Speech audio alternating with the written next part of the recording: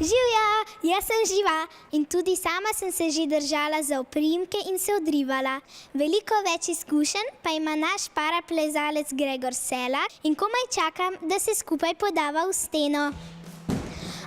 Živjo! Živjo! Kaj ti pomeni plezanje? Plezanje mi pomeni neko svobodo, ko se odklopimo od vseh problemov in ne razmišljamo o drugih stvarih, ko samo o premagovanju vertikale. A si že začel plezati pri mojih letih? Koliko si pa stara? 11. Jaz sem že plezal, v 2. razredu osnovne šole sem začel. Bil si član slovenske mladinske reprezentance v športnem plezanju.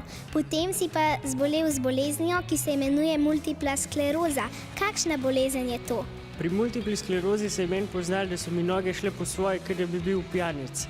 Nisem mogel naravnost hoditi po ravni črti. Kako gre pa ta bolezen skupaj s plezanjem? Ja, plezanje mi je tukaj kar pomagalo premagovati to bolezen. Je bila neka svetla točka.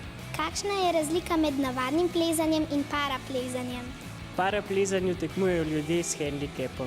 Se pravi, tekmujejo lahko slepi v eni kategoriji so tekmovalci brez noge, brez roke. Na festivalu gorniškega filma smo si lahko ogledali film o tebi. A ti je bilo fino snemati? Na začetku mi je bilo zelo težko pred kamero, ker je nisem bil navajen, pol proti koncu je bilo pa zmer lažje. Kaj je tvoj naslednji cilj? Letos imam svetovno prvenstvo na Japonskem, tako da želim zmagati tam. Jaz bom pa zate stiskala pesti.